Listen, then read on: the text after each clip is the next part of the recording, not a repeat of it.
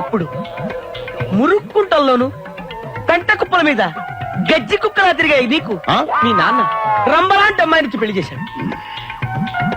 శోభనం రోజు రాత్రి నలుగురు రాక్షసులు నీ పెళ్ళాన్ని ఎత్తుకుపోయి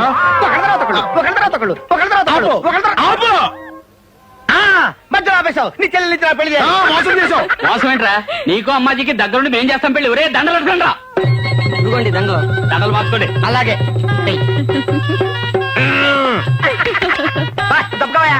బావా మమ్మల్ని ఆశీర్వదించు బావా. మిమ్మల్ని కాకపోతే ఇంకెవరిని ఆశీర్వదిస్తాను? రా అమ్మాజీ. అన్నయ్య, నీకు ఈ జన్మలో పెళ్ళవుతుందని అనుకోలేదు, అయినా బాధగా ఉంది. బాధెందుకు బావా? నా చెల్లికి చిన్నప్పుడే పెళ్ళయింది, కానీ పెళ్ళైన 2వ రోజునే దేవుడు లారీ రూపంలో వచ్చి దీని మొగుడిని ఎత్తుకుపోయాడు. అరగంట క్రితం వరకు నా చెల్లి విడో. మామూలు విడో కాదు బావా, యంగ్ విడో. మొగుడు పోయిన 3వ రోజునే నలుగురు దుర్మార్గులు దీన్ని తీసుకుపోయి మానభంగం చేసేశారు. మానభంగమా? ఇందాక నీకొచ్చింది కళ, ఇది వాస్తవం బావా. నన్ను క్షమించప్పాజీ. పర్వాలేదమ్మాజీ, పద రాజమండ్రి వెళ్దాం. రాజమండ్రా? ఎందుకు? అక్కడ పవిత్ర గోదావరిలో నేను అమ్మాజీ స్నానం చేసి పవిత్రంగా మా జీవితాన్ని ఆరంభిస్తాం. నీలో శ్రీకృష్ణుడు కనపడుతున్నాడు బావా.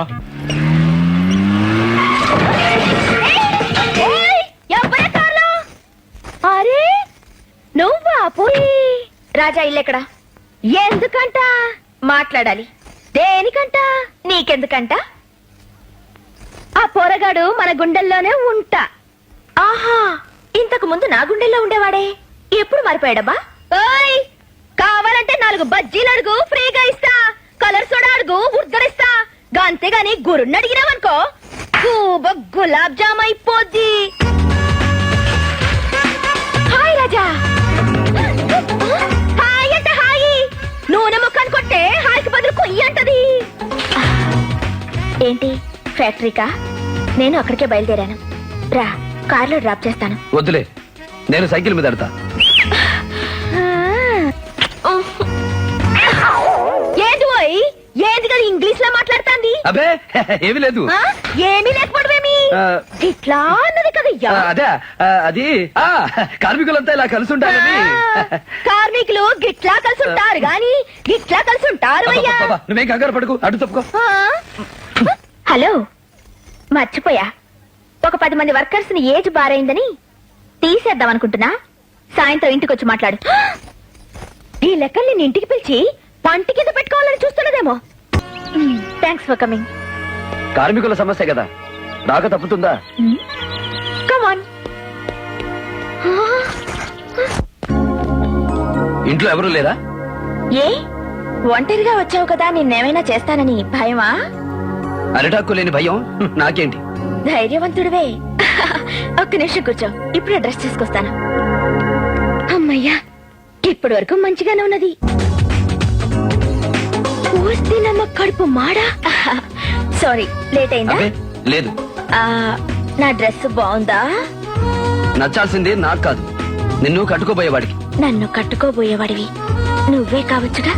కలగంటున్నావా? కల కాదు, నువ్వంటే నాకిష్టం రాజా. I love you, I love you so much. ఓహో, అందుకేనా కార్మికుల సమస్యను పిలిచి వయ్యారాలు వడ్డించాలని చూస్తున్నావు? నన్ను పెళ్లి చేసుకోవడానికి నువ్వు ఇష్టపడకపోతే నిజంగానే ఆ కార్మికులను పనిలోంచి తీసేస్తాను. అప్పుడు జరిగేది 3 మళ్ళ పెళ్లి కాదు, 4 టన్నుల పెళ్లి.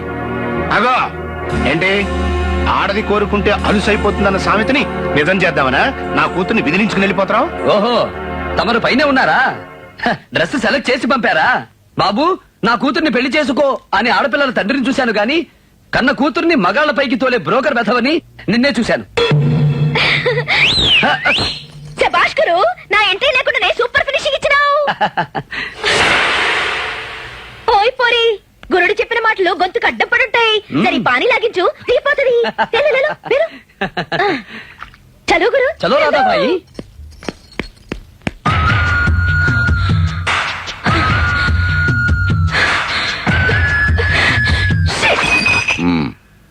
అయితే మనం ఓడిపోయినట్లేనమ్మా. నీ కొడుకు గుండెల మీద కొట్టాలని చూసి ఓడిపోయాను అంకుల్.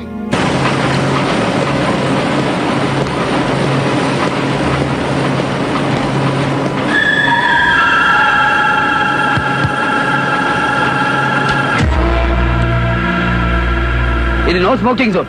ఇక్కడ సిగరెట్ తాగకూడదు. ఆ రూల్స్ అన్ని ఫ్యాక్టరీల వర్కర్స్ కి, యజమాని కాదు. వర్కర్స్ లేకపోతే యజమాని ఎక్కడ ఉంటాడు? ముందు సిగరెట్ ఆర్పేయి. అంటించింది ఆర్పటానికి కాదు.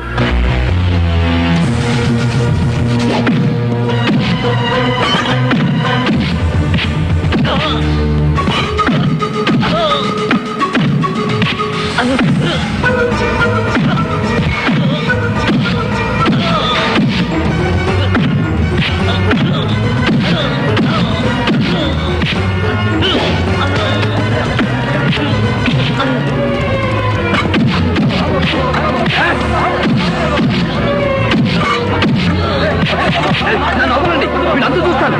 వర్కర్లు అంటే ఎవరు కొట్టున్నాడో ఏంటో. ఈ ఫ్యాక్టరీ డైరెక్టర్ ని నన్ను కొడతావా? నా పవర్ ఏమిటో 5 నిమిషాల్లో చూపిస్తాను రా.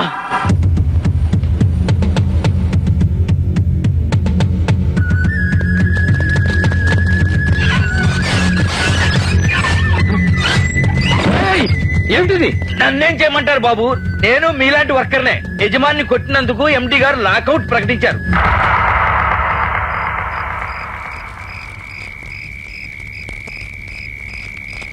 కావాలనే కాలనీలో కరెంట్ ఏమిటయా? రేపు నీళ్లు కూడా బంద్ చేస్తారట. అసలు ఇదంతా ఇదిగో ఈ రాజాబాబు వల్లే వచ్చింది. రాజాబాబు ఏం చేశాడయా? తనేమో లాకౌట్ చేయమని చెప్పాడా? నోటితో చెప్పలేదు, చేతితో చెప్పాడు. ఓనర్ పట్టుకొని కొట్టే ఊరుకుంటాడా? రేయ్, ఆడి కాలనీకి ఎందుకు వచ్చాడో చెప్పి చెప్పి నా నోరు పడిపోయింది తప్ప మీరు అర్థం చేసుకోలేదు. ఆడిప్పటికైనా ఆడి బాబుకే మేలు చేస్తాడ్రా. యుద్ధానికి వచ్చావా?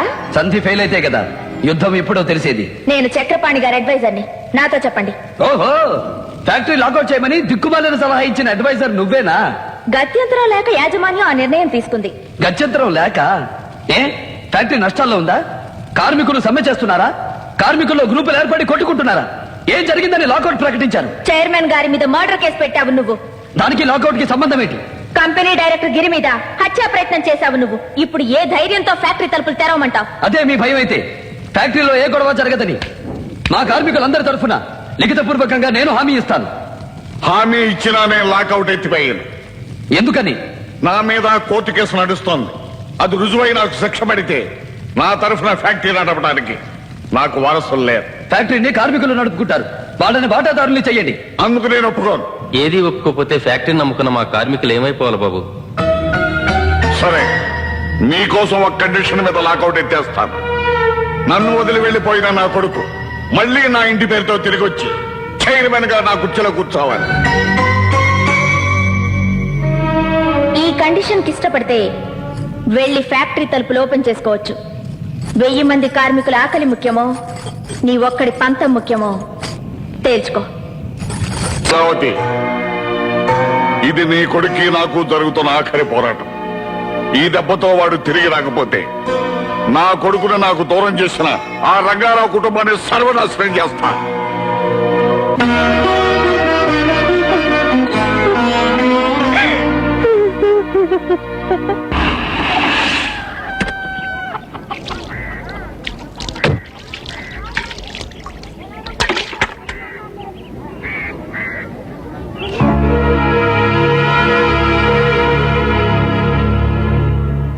ఇంట్లో లేడు. నేనొచ్చింది నీకోసం. ఒక వరం అడగాలని వచ్చాను. మీకు వరాలిచ్చే ఐశ్వర్యం నా దగ్గర లేదు. ఎందుకు లేదు? నిండు మనసుతో నువ్వు రాజాను పంపిస్తే ఈ పేటలో ఎవ్వరూ పస్తులుండరు. వాళ్ళకి అన్నం పెట్టిన దేవతలా నిన్ను చూస్తారు. అంటే వాళ్ళకి అన్నం లేకుండా పోవడానికి కారణం నేనా? అపార్థం చేసుకోవద్దు. ఈ పేటలో వాళ్ళంతా క్షేమంగా ఉండాలన్నా, నువ్వు పసుపు కుంకాలతో ఉండాలన్నా రాజా ఇంట్లో ఉండకూడదు. బెదిరిస్తున్నావా? అది కాదమ్మా. చూడు, నీ కొడుకుని దత్తతకు రమ్మని నేను అడగలేదు. అమ్మా అని పిలిచినా నేను ఇంతవరకు పలకలేదు. నీ కొడుకు ఈ ఇంటి బరువును మోస్తున్నాడే తప్ప నా గుండె బరువుని కాదు. పేగుదెంచుకు జన్మనిచ్చిన తల్లివిగా కన్నీళ్లతో ప్రాధేయపడతావో కాళ్ల మీద పడి అడుక్కుంటావో నీ ఇష్టం. తీసుకెళ్ళు. అడగ్గానే వాడొచ్చేవాడైతే పుత్రభిక్ష కోసం నీ గుమ్మం ముందు ఎందుకు నిలబడతాను? వాడిక్కడుంటే ఎంత నష్టం జరుగుతుందో నీకు తెలియడం లేదు. ఈ తల్లి మనసును అర్థం చేసుకో. తల్లి మనసా?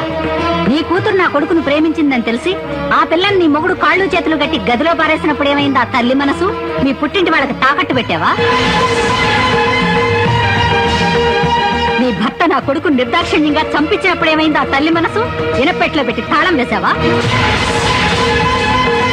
ప్రతి గొప్పవాడి వెనక ఒక స్త్రీ ఉంటుందంటారు, కానీ ప్రతి రాక్షసుడి వెనక కూడా ఒక స్త్రీ ఉంటుందని నువ్వు నిరూపించావు. కొడుకు ఇల్లు వదిలి వెళ్లిపోయిన కన్నీటి మంట నీది, కొడుకు ఈ లోకాన్నే వదిలి వెళ్లిపోయిన కడుపు మంట నాది. ఈ మంటలను ఎవరూ ఆర్పలేరు. వెళ్ళు.